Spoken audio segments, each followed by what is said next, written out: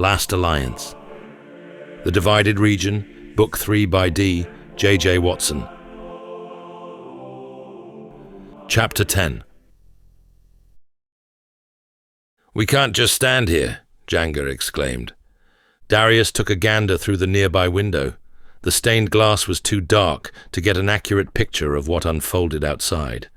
Silhouettes scattered in all directions, patrons. Among them, a few shapes remained still. Approaching. Alia crept up behind him. "I fear Janga is right. We'll have to fight." "Then fight we will." "Well," Janga called out, "are we going to get out of here or what?" Darius tongued the inside of his cheek, while Jinnah cowered by the bar, earning his glare. He was angry at the innkeeper, but such annoyance didn't last long. A battalion soon gathered outside, threatening to surround them. Most of the guards in Blame had likely never wielded a sword at anyone in their lives. They were townfolk, with ordinary existences. For many of them, this event was potentially the most hazardous situation they'd ever encountered. This was not to say they weren't dangerous. Any man with a weapon was a foe worth taking seriously. Darius strolled over to Helmund and Janga. "The only way out of Blime is through the main gates." "What if they are shutting them as we speak?" Helmund probed. "Then we are in trouble." "I say we start by slitting that pig's throat." Janga twisted his frame to Jinnah. The innkeeper threw his hands up. "I had no choice. I'm sorry. I couldn't afford to get caught up in this." "You're a coward, that's what you are." "Then so be it. I have a family to take care of." Janga coursed a path over to him. He grabbed the man by his collar and lifted him off his feet. "Janga," Darius snapped. "What's done is done. Leave him." "Are you really going to let this swine get away with what he did?" "He's right, Darius." Helmund spoke in a calmer tone. "He may have already sealed our fate." "By all means. Kill him if it will make you sleep better. I'd rather focus on getting out of this mess." Darius's words appeared to have a sobering effect on them. Alea, in contrast, was poised for the fight that would inevitably take place on the cobbled streets. "I'm sure I am the last person you want to listen to," Jinnah said. "There's a door at the back. You could use that." Darius scrutinized his suggestion, momentarily glancing at the ever-swelling mass of people outside. "Why should we trust your word?" "I'm just trying to help." "To make amends," Darius scoffed. "We've gone beyond that phase, friend." A muffled command came from outdoors. "Exit the premises one by one, and we will spare you." The air in the tavern was heavy with anticipation. No one wanted to move or even take their eyes off the others in the room. Everyone was tense and uneasy, like they were standing on ice that was about to crack any second. "They won't spare us," Helmund sneered. "You don't know that," Jinnah propped up again. "Darius, please let me just kill this fat gnat already." "Wait," the innkeeper said. "So it's true. You are Darius Rarkez? If you utter so much as another word, I'll cut your throat out myself," Darius scorned. Going by Jinnah's slack face, he appeared more shocked that Darius didn't deny it. At that moment, he felt the world had shrunk to a pathetic size. Guards were gathering, people knew who he was, and the time to act was winding down. "The back door," Darius turned to Jinnah. "That'll lead us outside?" "Correct. The alleyway leads to the street." Helmund scoffed. "And why would we want to do that?" Darius twisted his head in a cold, stern manner. "We need our horses." "More than our lives?" "We will not last more than a day if we have to traipse on foot. The wildlands are a dangerous place, even for those on horseback. It's a death wish." "Are you suggesting we take out each guard in the city, Tittling?" "Only the ones who get in our way." Janga's throat bulged as he swallowed Darius' words. It was clear they did not all agree, but with little time to spare and no other worthy suggestions, he pressed on with a plan. "You have 20 seconds before we storm the tavern," came another warning from outside. Darius walked up to the stained glass and counted at least 8 soldiers. He glanced over his shoulder at Alia. It appeared the weight of the realm had landed on his best friend's shoulders. "All three of you," Darius said. "Take the back door and sneak to the front." "What about you?" Alir asked. "I will surrender. When I get close enough to them, that's when you all strike." "An ambush," Hellman mumbled to himself. "Exactly. They won't see it coming." "Have you lost your bloody mind?" Janga barked. "Maybe I have, but desperate times call for desperate measures. They will not suspect the three of you approaching. As far as we know, they are looking for one person, me." Silence befell the tavern. They mulled over his suggestions, although going by their faces, the plan wasn't nearly as palatable as Darius would have hoped.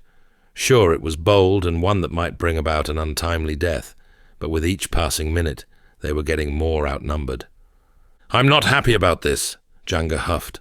"Neither am I, but you could benefit from wielding practice," Darius responded. "That was a rusty dispatch on your part. You're better than that." "You cheeky shit. Alir, Helmand. Let's go before I take this maggot back to his apprenticeship." Jinnah led them out of the tavern, only to reappear a few moments later. Darius seized the moment to quell his ever-beating heart as the smells of the inn were replaced by the stench of impending battle. He reached for a nearby tankard and chugged down what ale remained in it. "Nervous?" Jinnah asked. "I am used to it." Darius wiped his lips. "I'm sorry." "So you should be," Darius snapped. "I cannot believe you are the exiled prince." "Choose your next words carefully." "What brought you back?" "That matter doesn't concern you." Darius peered through the window again. 10 guards now stood outside, perhaps more. "Is it true that you plotted against the king?" Darius spun around and snarled. "I did no such thing. Enough of your questions, or the last thing you'll see is the filth on these floorboards." Jinnah fell mute behind the bar. His line of questioning irritated him. It was either born from courage or sheer stupidity, but it served to remind Darius of his current standing. And after tonight, he was about to add to that notoriety. "They should be by the front now," Jinnah said. "Good luck." Darius let his gaze linger for a bit more. "In the future, don't be so quick to give up people." Jinnah's chin dropped to his chest as he angled away from the shame. With that, Darius approached the double doors, his palms hovering over the gilded handles. As he touched them, their icy surface seemed to freeze his core. He could feel the heat bleed from his arms. What lay beyond was up to the gods, but he vowed to give his best. Not wanting to coax doubt into his mind, he yanked open the doorway and invited in the coolest of breezes. The sky was a deep blue with fragments of glistening stones lighting up pockets of it. The surrounding buildings were without light, but shapes and shadows clambered to windows to watch the spectacle. Darius surveyed the street, scanning the crowd of guards. The battalion huddled ever tighter, as if he could turn into a mythical beast at any second. He held his hands up and stepped out of the tavern. The narrow passage was completely void of people and sound. He glanced to his left, where 3 heads peered from the corner. His heart sang in relief. The novice guards drew their swords, with 2 archers having already knocked their bows further behind. Darius could feel a fire burning in his chest as he unsheathed his sword and presented it in surrender. The soldiers appeared dumbfounded. "Step forward, slowly," said the guard leading the battalion. His stern voice travelled down opposite ends of the street. Darius stepped forward, then again. Just as he came within striking distance, he heard the whoosh of an arrow followed by the hacking of someone at the back. An archer collapsed to the floor with a metallic clang, and everyone but the lead soldier turned around to see. "Stand your ground!" The commanding officer pointed his sword at Darius. "Do you want to die?" "I am no threat to you. You are a menace, all right. If your men lay down their swords, we can avoid further bloodshed," Darius said. It was hard to spot the guard's face beyond his helmet, but going by his restless stance, the proposition tempted him. However, such debate didn't last long. "I've never heard so much crock in my life. The Crown has signed your death warrant. You had your chance and squandered it. Men, attack!" 3 of them suddenly charged at him. In a blaze of fury, Darius parried their strikes and returned with a swing of his own, sending one guard to an early grave. The other 2 fell back, with one clutching his side in pain. The remaining bowman aimed his arrow. Before he released it, an object streaked through the night sky, striking the archer in the head. As he collapsed to the ground, the injured soldier launched another attack. Darius parried one strike after the other. He could tell the man was tiring quickly and continued to wear him down.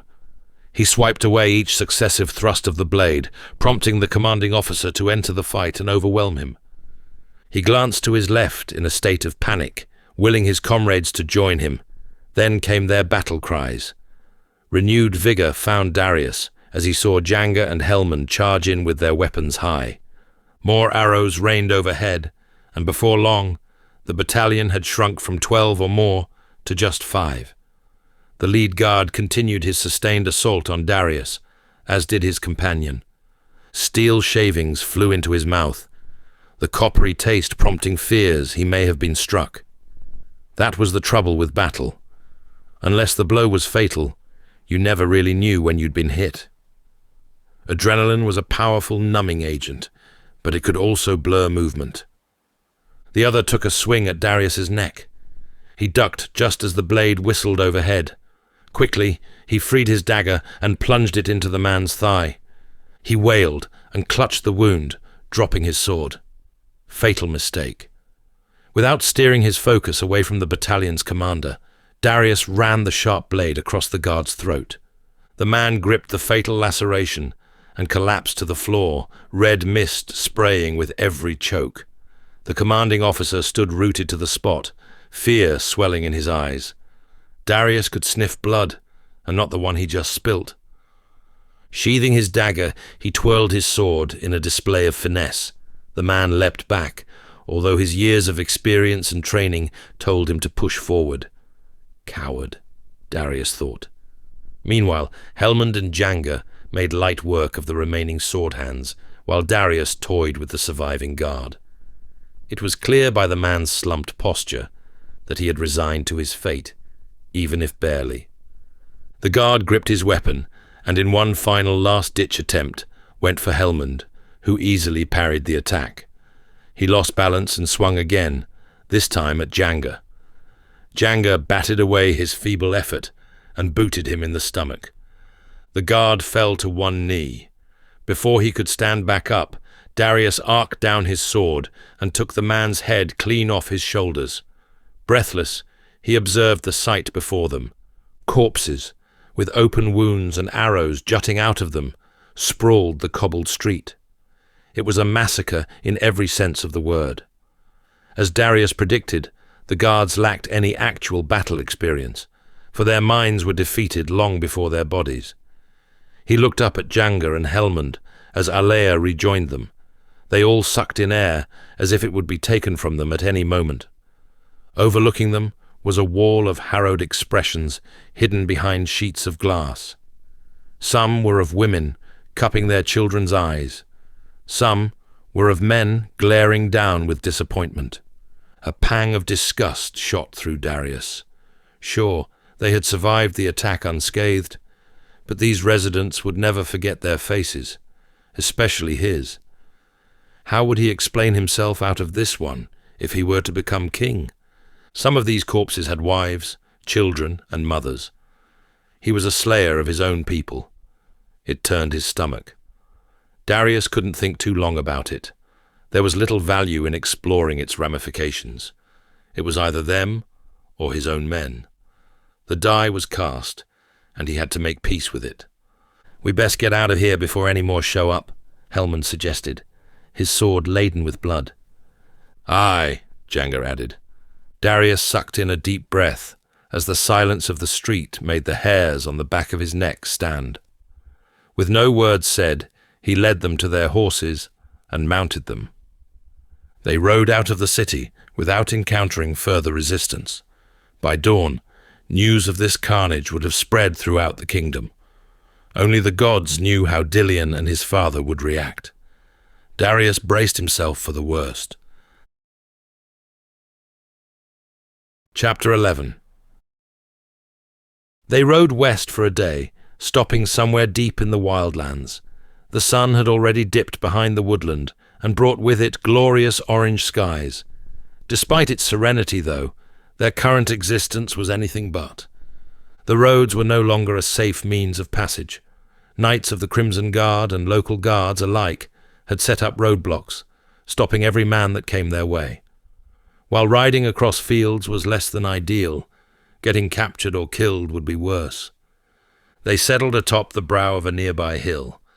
It offered them a generous vantage point of the surrounding landscape and distant road. With only a sprawling woodland sitting next to them, it was hard not to think they were in the middle of nowhere. Darius figured the woods had a stream, and potentially food. Vlencia was abundant with game and prey items, but where there was quarry, there were also predators, and the kingdom didn't lack those either. Blood wolves and night ravens were just some creatures that populated his mind. Darius studied Allaire, Helmund, and Janga. Their drooped shoulders and expressionless faces suggested morale was low, and he couldn't blame them. For a fleeting moment, they were normal men living a common existence. They had earned an honest payday and indulged themselves in some simple pleasures. Now they were back to enduring the rough, with no guarantees of food or comfort.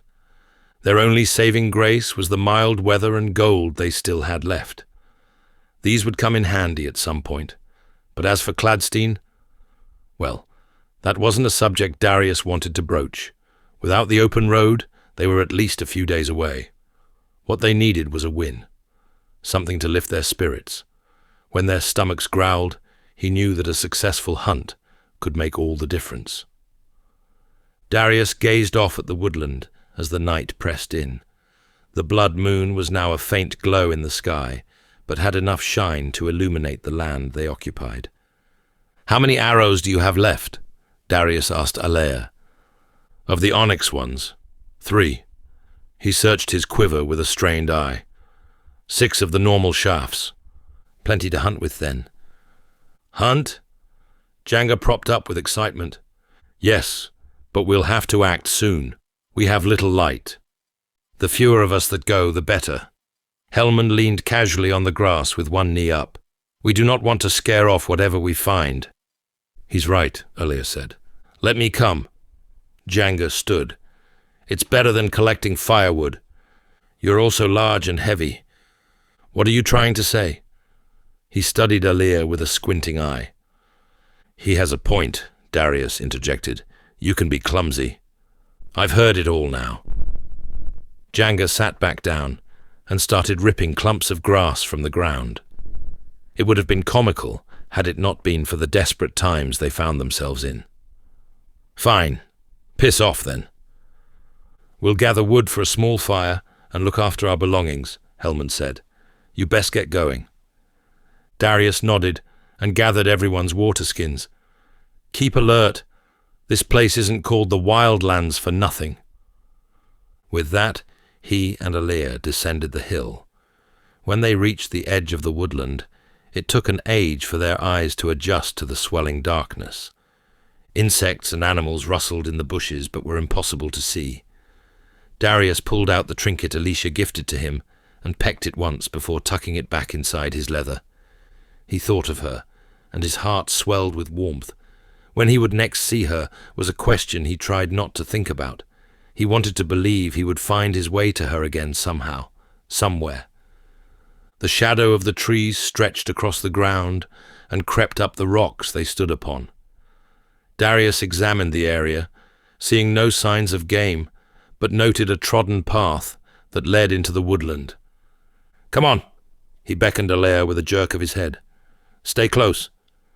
Allaire slunk along silently, his bow held firmly in his grip, while Darius unsheathed his sword. It was a narrow track with lots of low-hanging branches, but it eventually widened. Freshly trampled grass and droppings told him that deer had travelled here. For all his apprehension, this was a welcome sign. They pressed on for a while as the sound of running water grew more and more distinguishable.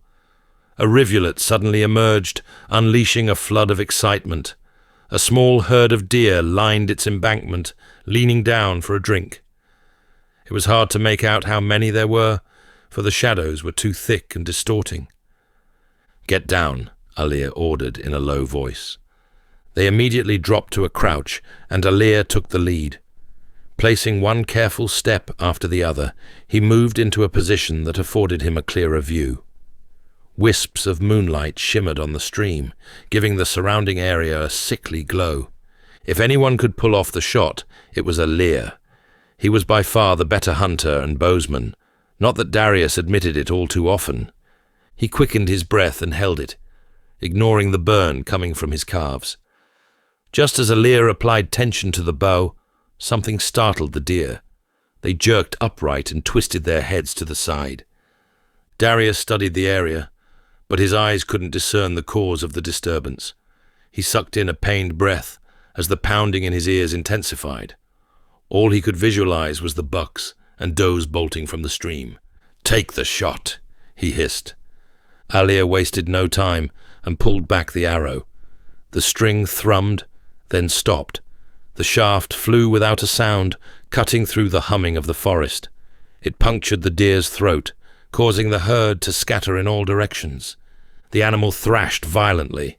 After a few seconds of struggle, it twitched, hobbled, and then collapsed to the earth, where it remained still. Relief washed over Darius.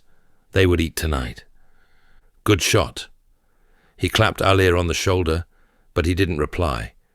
Instead, he was frozen in a crouched position. "Brother?" A faint noise finally left him. It was almost inaudible, but one that made the hairs on the back of his neck stand up. Darius looked up.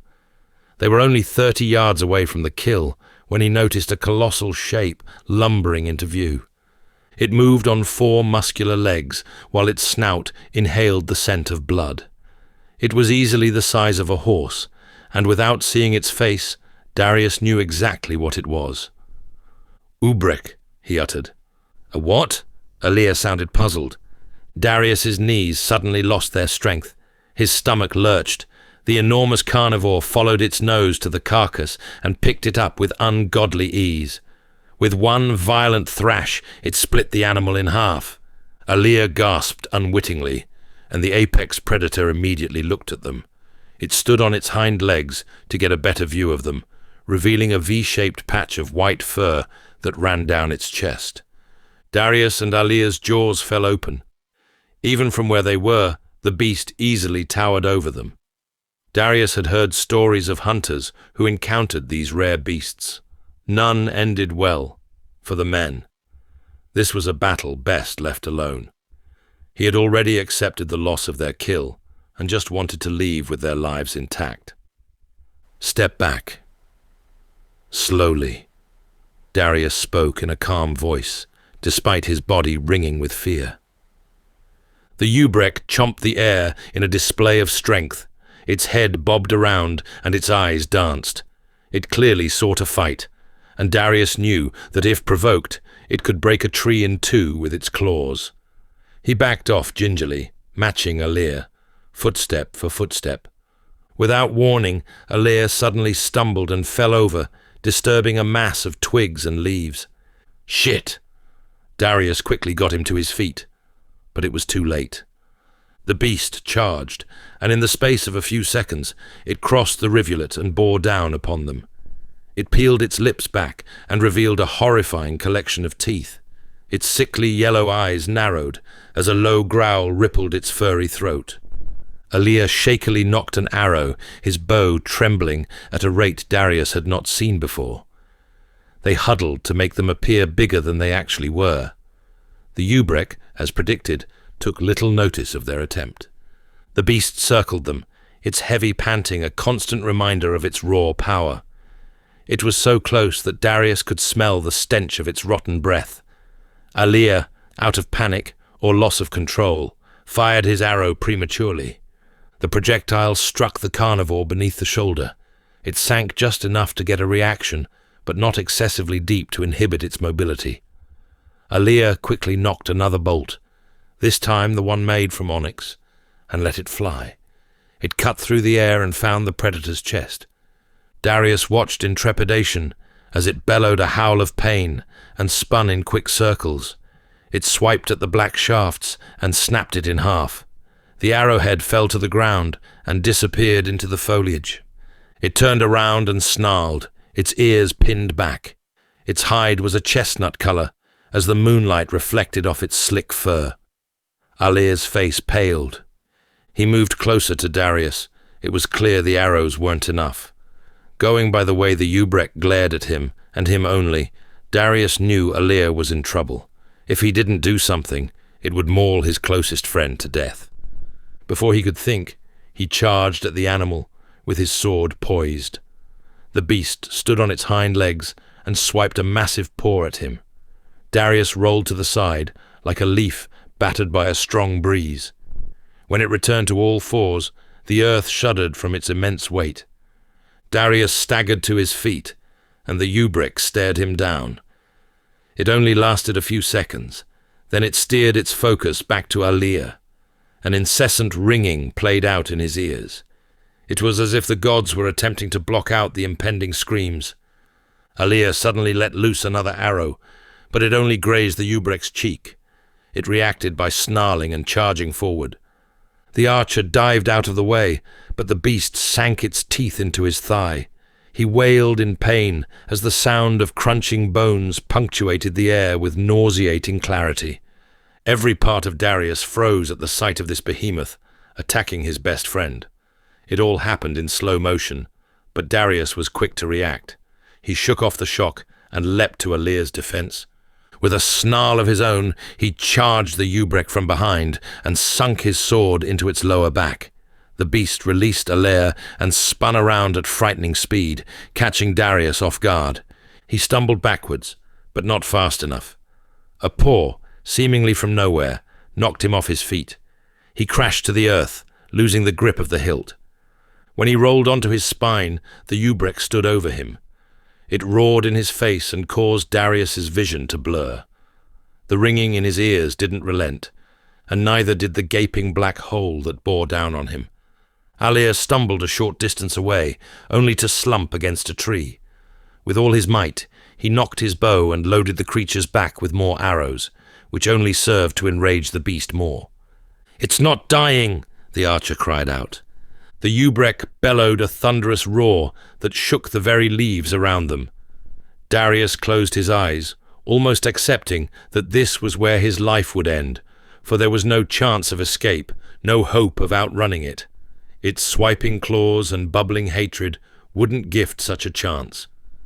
As the apex predator craned open its jaws, saliva drooling from its worn fangs, a rustle whispered in a nearby shrub. It was faint at first, like a stray or deaf deer having quickly realized the error of its ways, but instead of bolting away, it shuffled closer, drawn by an unseen, morbid curiosity.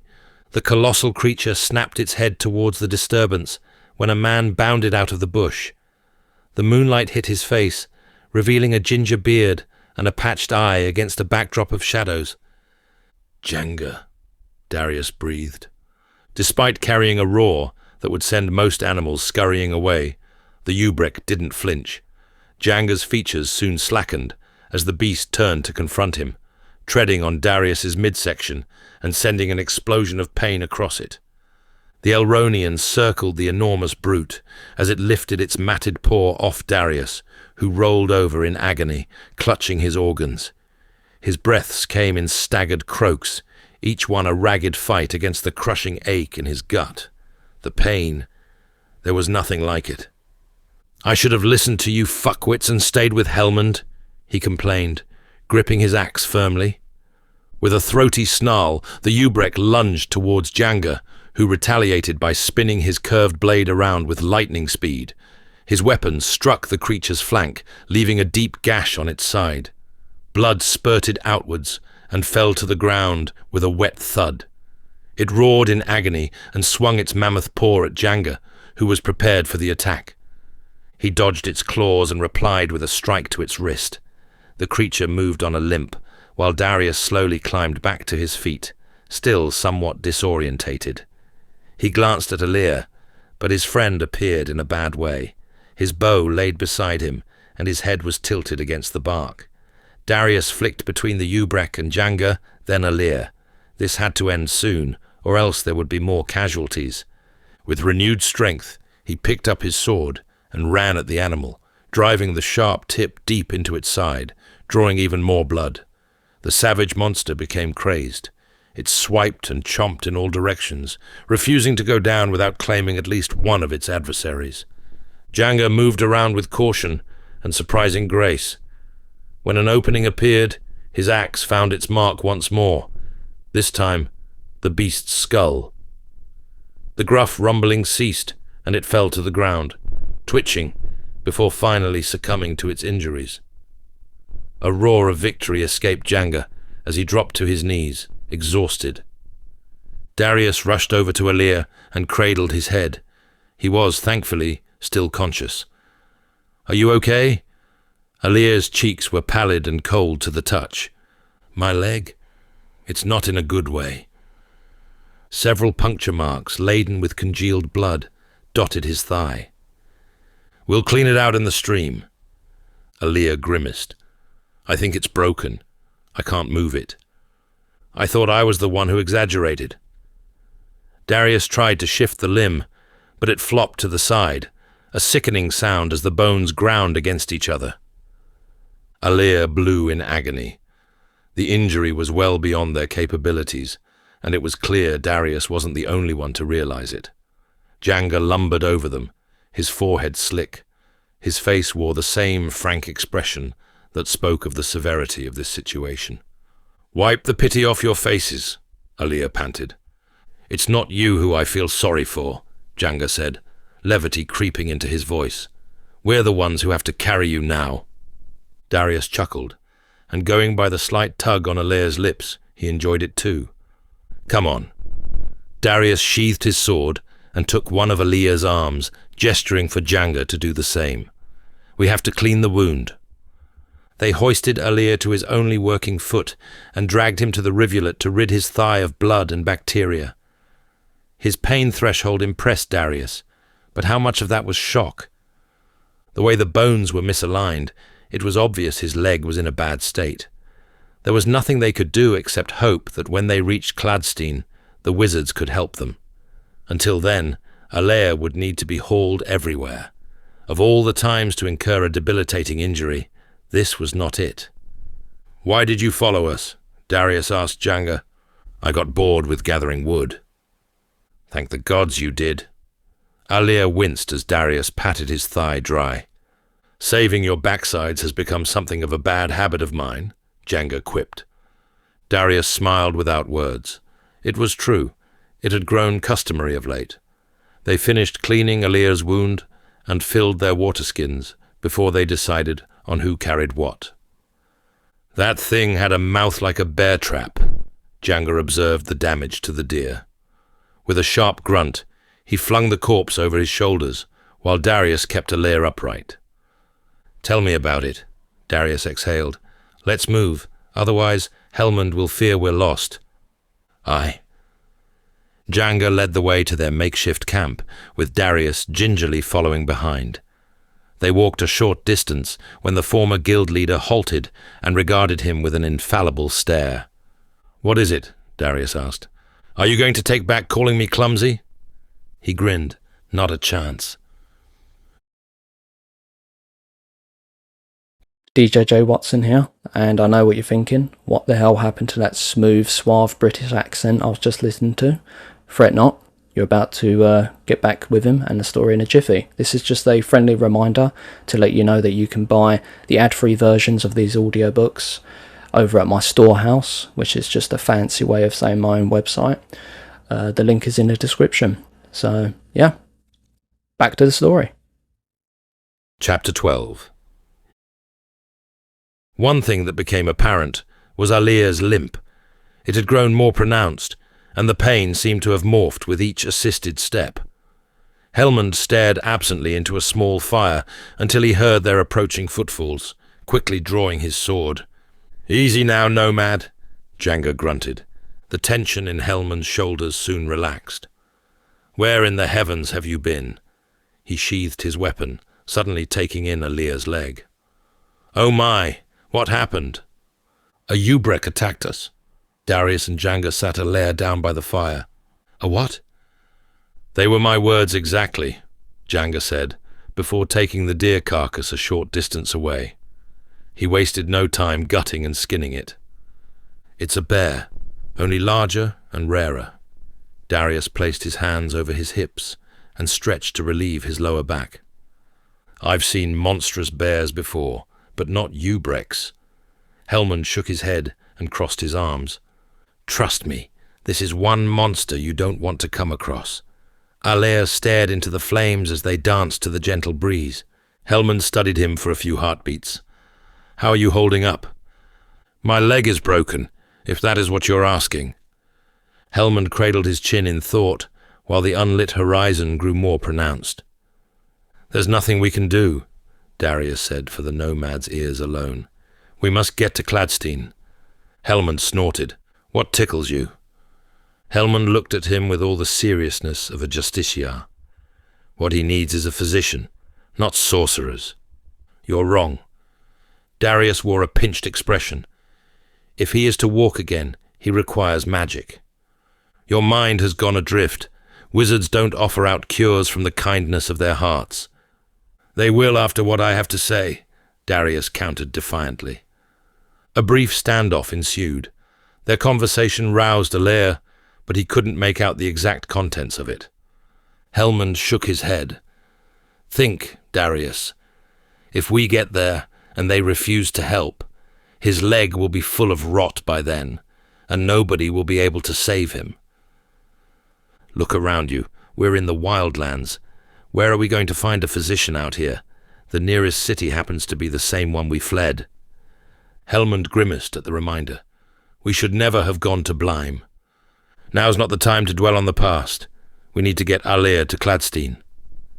What he needs is a healer's touch. Are you too afraid to try? Darius asked. No, I am merely being realistic. Enough! Alea shouted, silencing them. I don't care for your squabbling. Darius is right.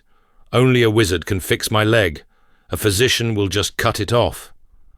There was visible tension in Hellman's neck, shoulders, and arms. Fine.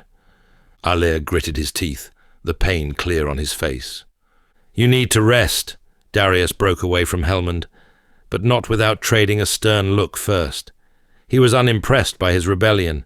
Not that he didn't welcome criticism, but it was almost like Hellman was challenging his authority.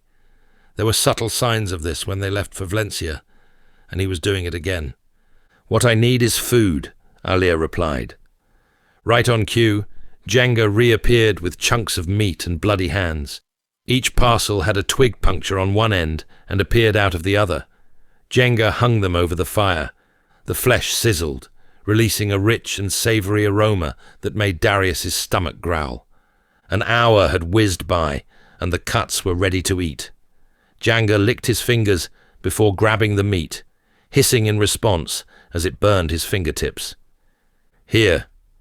He passed the first chunk to Alea, who received it with waiting hands. I can't believe you've got me being your servant now. Alea laughed, although it was short-lived. He tore off a good-sized bite and chewed it before swallowing. Steam left his mouth as juices rolled down his chin. Delicious. Django handed Darius and Hellman their share of the spoils. Despite the leanness of the meat, it glistened with fat and promised a depth of flavour. Darius wasted no time tucking in as his appetite returned. Every mouthful fell apart before he could chew on it.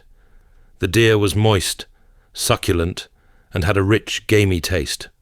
No herbs were required, and there was no need for wine to complement the meal. The meat stood on its own. I hope we have enough for tomorrow, Darius moaned in appreciation. Aye, there is. Django wolfed down his piece quickly. Mind, I might have to go in for seconds. Hellman remained mostly mute. It was clear he was in a world of his own. He got to his feet and walked a short distance away from the fire. The flames stretched high enough to illuminate him as he cast his gaze up to the night sky above. "What's wrong with him?" Django spoke softly. "He's not happy about traveling to Kladstin. He thinks Alea needs a physician more than a wizard."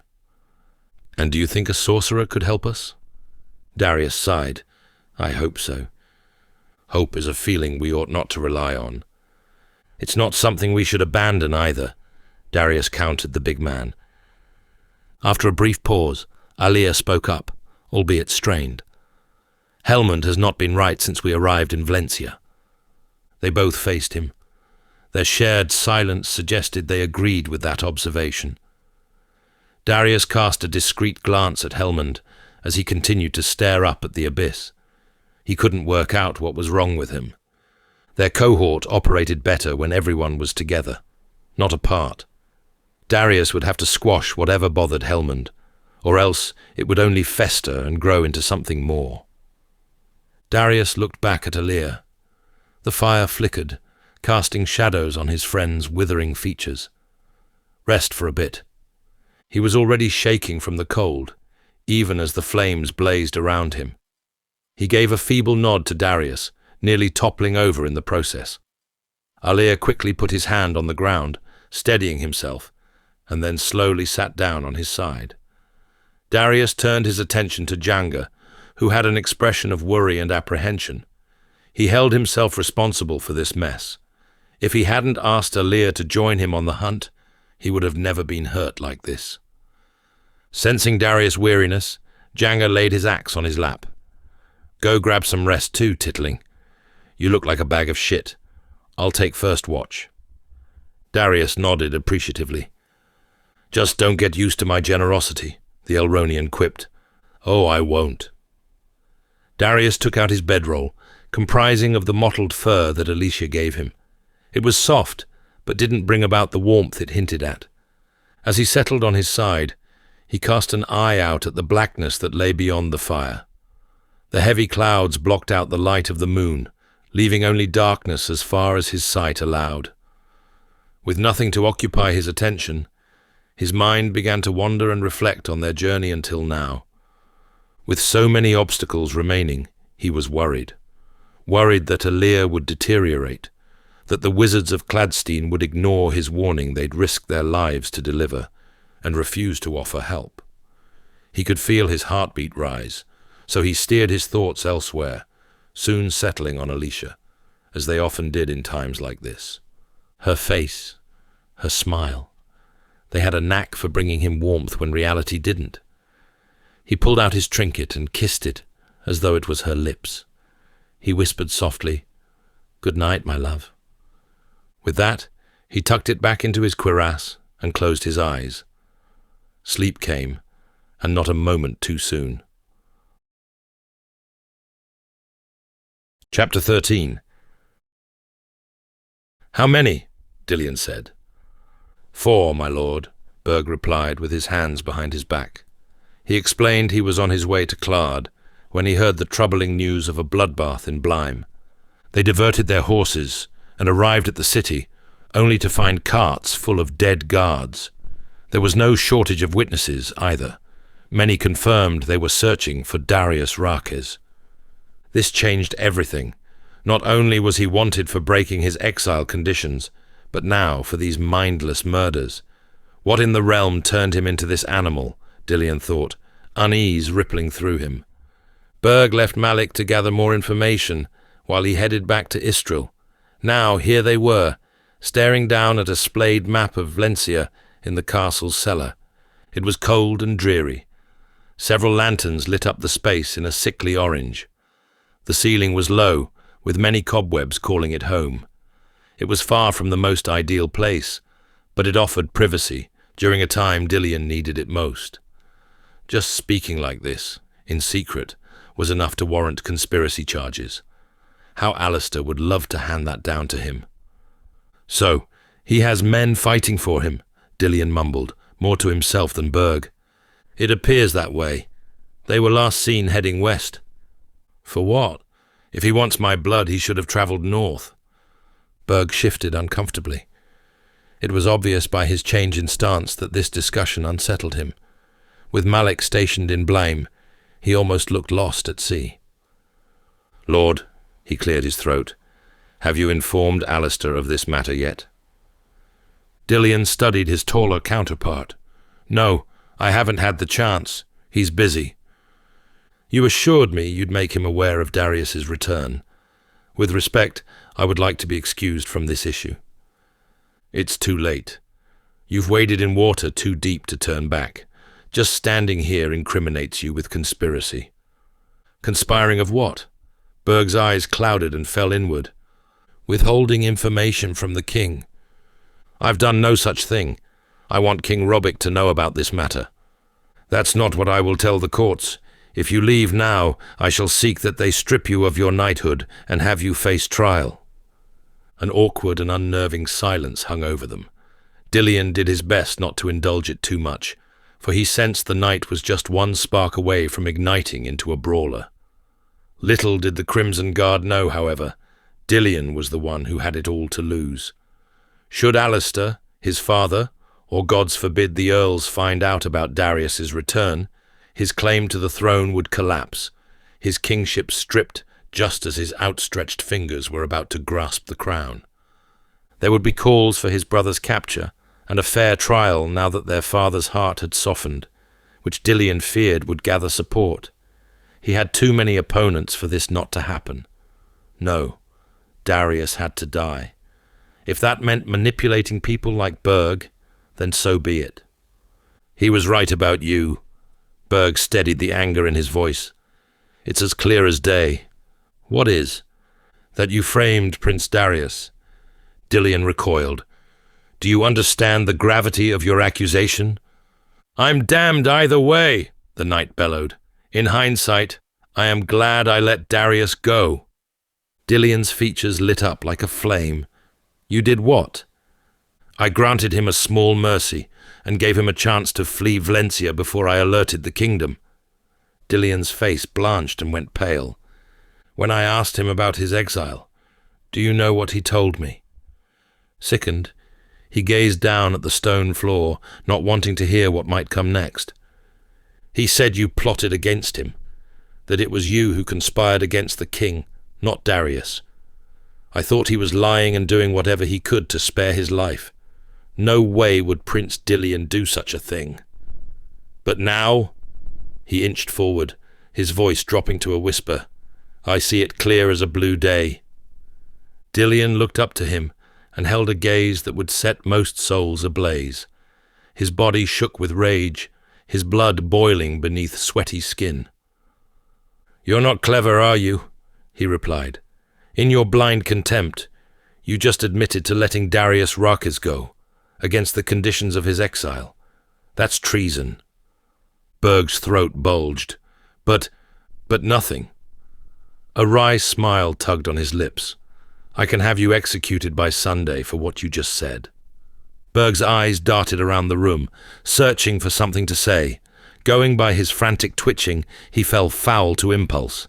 He was a hot-headed, ill-tempered individual in his apprenticeship days. Darius would often complain about it, how some things never change. "You have two choices," Dillian announced. "Walk away, and I shall order your arrest, or help me kill Darius. Do this, and I'll pretend our paths never crossed." Berg's eyes calmed. He stood up straight, his shoulders back. "What will you have me do?" Dillian smiled. Wise choice. He gazed upon the map of Vlencia. If his brother had travelled west, they couldn't have made it far in a day. They had to be somewhere in the wildlands, but where? It was a vast and isolated part of the kingdom, home to many beasts that could easily tear a warrior in half. Dillian guided his fingertip across the paper. "Where are you heading, dear brother?" he whispered. His finger soon settled on an area off the open road by a woodland known as Nirigal.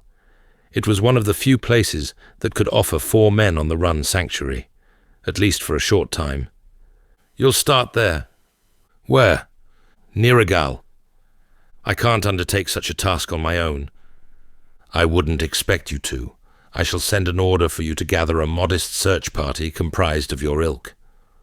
Berg shook his head with quiet contempt. "Without Alistair or the king's approval, the guard will accept my insignia." Dillian glared back. "Question my authority again, and I'll make you regret it." There was a certain thrill in speaking down to a knight who could kill him with little effort. Imagine what it would feel like when he could command an entire army. Berg didn't balk. His face remained stone cold, although his eyes betrayed deep concern. Footsteps entering the cellar suddenly roused them. Dillian's first instinct was to roll up the map, but he fell into an assertive stance instead. A lean man in purple silk appeared. His thin, wiry frame and long nose gave him a familiar look. "Reuben," Dillian said, "I trust you knew where to find me." Reuben stepped into the light cautiously. He studied Berg's armor as he approached the table, quickly realizing the legion he belonged to. Sensing his concern, Dillian spoke. "Don't worry, he works for us." Reuben seemed unconvinced. He held Berg's gaze, but it was clear it weighed too much, for he diverted it to the map. "What's this?" "Vlencia, you fool." "I can see that. But why?" Reuben asked. "Is Elrond invading?" Dillian sighed. "A lot has happened since you've been away. Speaking of which, I fear that small matter of ours is no longer necessary." Reuben flitted between Dillian and Berg. "May we speak in private?" "If you must. Spare us a moment." Dillian led them to the darker outreaches of the cellar. "Who is he?" Reuben hissed. "You worry too much, my good friend. He's a man of the Crimson Guard. Their loyalty is to the crown, not you." "But I am the crown." "He must leave," Reuben said. "I will allow no such thing." "Why not?" Dillian exhaled slowly. "Darius is in Vlencia. Our friend here captured him, only to let him go." What color the lanterns afforded Reuben's face had suddenly drained from him. "How on earth can you trust this man?" "Because I have given him little choice but to conform. That's not an efficient means of recruitment." "It'll only be for a short while. Once this matter of Darius is dealt with, I shall relieve him of his duties." "It would be wrong of me not to warn you that if you play with fire, you could end up burning yourself." "I am the fire," Dillian sneered. "Besides, it's your services I seek, not your counsel." Reuben inhaled deeply and nodded. "Did you station your men at the Forbidden Forest like you said you would?" "I did, but clearly, Darius crossed the border sooner than we feared." Reuben swept the cellar with his eyes. "I understand why the boy's remains matter little now." Dillian looked over Reuben's shoulder. Berg stood like a solemn statue, waiting for them. "On reflection," he whispered, holding his gaze over the night, "I take comfort knowing my brother will be scurrying around like a rat now that we're aware of his presence. But we must stop him. Before news of his return reaches the Earls, they cannot know about this, not even a whisper." "Why do I get the sense your father isn't privy to this revelation?" "Because he isn't." Dillian fixed Reuben with an icy stare. "And Alistair?" Dillian shook his head. "My, you really are adept at concealing, Lord." "Never mind that. Come, we must hurry." Dillian returned to Berg and the table of scrolls. He scribbled a few lines on parchment before rolling and stamping it with his insignia. He held it for a heartbeat before handing it to Berg. "This will grant you 10 men of the guard. I suggest you pick them wisely, for your life depends on it." Berg traded him a look that promised a world of pain, had it not been for the royal finery draping Dillian. "That's a good boy," the prince smiled. When the night finally broke from their standoff, he hasted towards the door. "One more thing," Dillian said, halting the Crimson Guard. "My trusted friend here will accompany you." "Why?" Berg glanced at Reuben. "To make sure you don't let Darius get away a second time." Berg narrowed his eyes into slits. his chest rising and falling with all the fury of a man held captive by it. "I sense your loathing, Berg, so allow me to sweeten this little partnership of ours." Dillian folded his arms. "Should you kill my dear brother, I will see that you are promoted to commander when I become king. Alistair, the old boot, has long lost his edge. It's time for fresh blood." The knight's face slackened, only to tense up again. "So you can manipulate me further?" There was a certain venom attached to his words. "We both know I'll never be free of you." Dillian jerked his head from side to side, his fingers flexing in agitation. He looked at Reuben, who merely gazed down at the floor. "You really dislike me, don't you?" "That's too kind a word." Berg huffed and left the cellar without uttering another breath, while Reuben lingered, saying nothing. With pinched lips, Dillian turned to his confidant. "Well," he barked, "what are you waiting for? Go after him and bring me Darius's head."